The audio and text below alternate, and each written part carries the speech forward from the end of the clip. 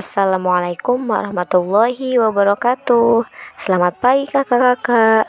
Bagaimana kabarnya hari ini? Semoga semuanya dalam keadaan sehat walafiat ya. Hari ini kita akan belajar tematik kembali, yaitu pembelajaran 5 dan 6.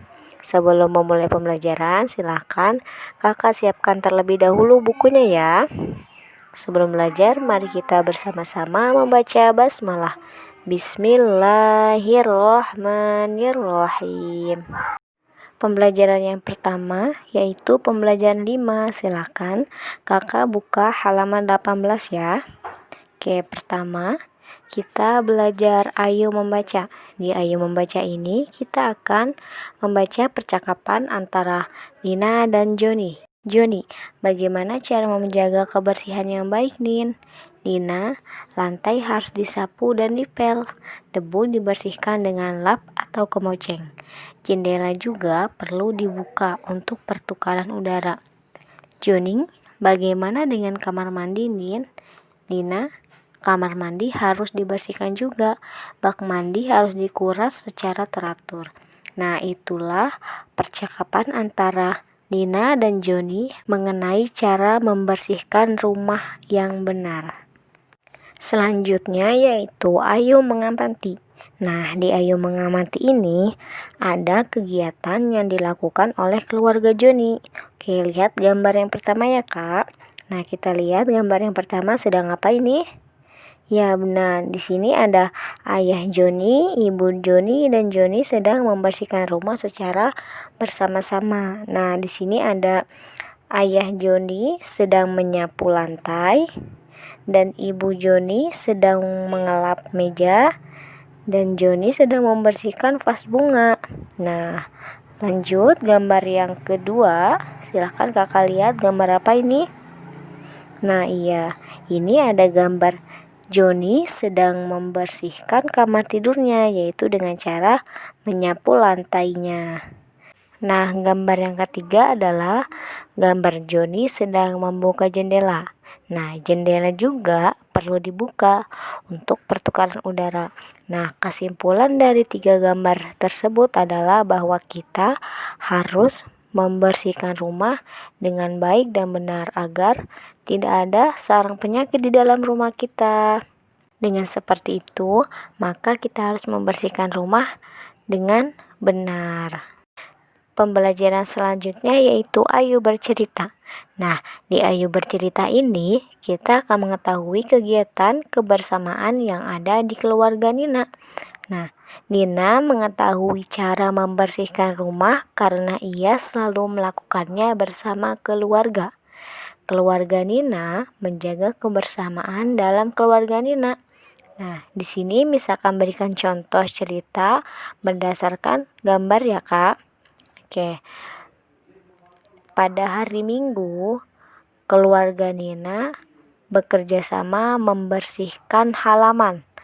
Ayahnya sedang merapikan tanaman dengan cara memotongnya. Nina dan adiknya mengumpulkan sampah-sampah plastik dan memasukkannya dalam kantong plastik. Dan ibunya sedang menyapu halaman. Itu contoh cerita gambar yang pertama. Nah, selanjutnya gambar yang kedua. Setiap pagi, keluarga Nina selalu menyiapkan sarapan secara bersama-sama dan merapikannya di meja makan. Semuanya dilakukan secara bersama-sama oleh ayah, ibu, Nina, dan adiknya. Contoh cerita gambar yang ketiga adalah setiap malam Nina selalu berkumpul di ruang keluarga bersama ayah, ibu, dan adiknya. Ayah Nina suka membaca koran dan ibu suka membaca majalah. Nina dan adiknya menyukai buku cerita. Nah, selanjutnya yaitu gambar yang keempat. Nina dan keluarganya selalu berolahraga. Setiap pagi mereka selalu lari pagi di taman kota yang berada dekat dengan rumah Nina. Nah, itulah contoh cerita mengenai kegiatan bersama yang ada di keluarga Nina. Selanjutnya yaitu ayo peragakan. Nah, di Ayo Peragakan ini kita masih belajar mengenai gerak keseimbangan statis. Masih ingat apa itu gerak keseimbangan statis? Gerak keseimbangan statis itu adalah gerak keseimbangan yang tidak bergerak ataupun diam. Nah, di sini ada beberapa contoh gerakan yang termasuk dalam gerakan keseimbangan statis. Yang pertama yaitu mengangkat satu kaki ke depan. Dan yang kedua, duduk mengangkat kedua kaki, tangan di bawah paha. Yang ketiga, telentang sambil mengangkat kepala dan kaki. Dan yang keempat, sikap lilin, kaki diangkat lurus. Dan yang terakhir, sikap lilin, pinggul diangkat. Nah, itulah beberapa contoh dari gerakan keseimbangan statis. Selanjutnya yaitu pembelajaran 6. Di pembelajaran 6 ini, yang pertama adalah kita belajar ayo berdiskusi. Nah, di dalam cerita tersebut kita akan mengetahui tentang keluarga Nina dalam membagi tugasnya membersihkan rumah. Silakan disimak ya, Kak. Setiap hari Minggu, keluarga Nina membersihkan rumah bersama-sama. Setiap anggota keluarga melakukan tugasnya.